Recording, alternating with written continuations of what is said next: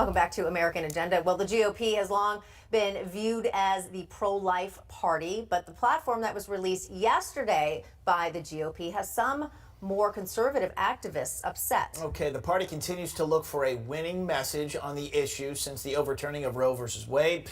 Joining us now to discuss is president of the Family Research Council, Tony Perkins. Tony, good to see you. Good afternoon.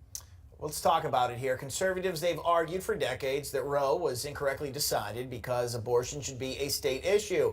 That's what the platform now makes it. Why do you think activists are upset by this kind of switch that's been going on now?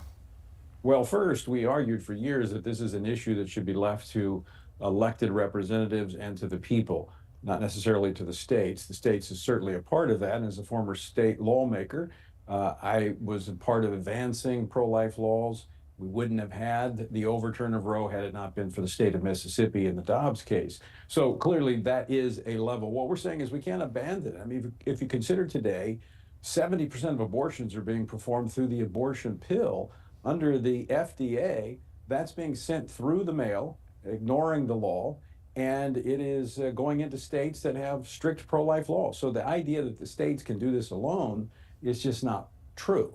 You have to have the federal government respecting the rights of the state at a minimum to make sure the states can pass pro-life laws. So what do you think the federal government should be doing? What should their relationship be with the states in making these decisions? Well, it's a good question. Let's talk about the party platform. I've been on the party platform or platform committee for probably 4 or 5 conventions. It was disturbing that the party is kind of backing away, but let's be very clear. There is a clear distinction between the two parties. The Democratic Party embraces abortion up until the moment of birth with taxpayer funds. You've got the Republicans, while backing away from it a little bit, still remain the pro-life party.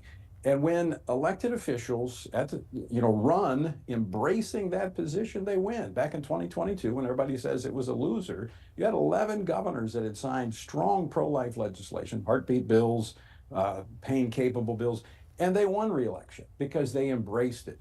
So I think that continues to be aspirational to see that all human life is respected and welcomed into our world and protected under our laws. And that's why we're disappointed that a human life amendment is not in the Constitution, in the platform, nor is a recognition that the unborn should be recognized under our 14th Amendment. And so we're just saying, let's not back up. Let's continue to make incremental progress in moving this nation back to being a pro-life nation again. Tony, again, a fairly obvious question perhaps, but I'm going to ask it. What about in cases of incest, rape, and health of the mother? How does that square with what you would like to see?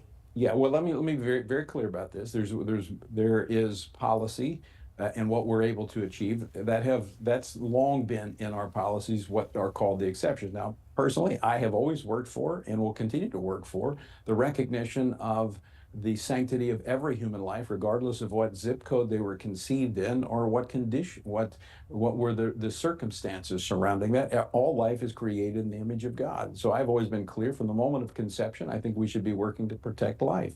But we have to work for consensus, and we find where that consensus is, and we work to shape the laws accordingly. And those exceptions have been in the law. I don't agree with them and have worked to move forward, but I understand that we make law based upon consensus. And we got to have a conversation in order to build that consensus, and that's the concern, is Republicans are backing away from the conversation. All right, Tony Perkins, thanks for having that conversation with us. We appreciate it. Thank you.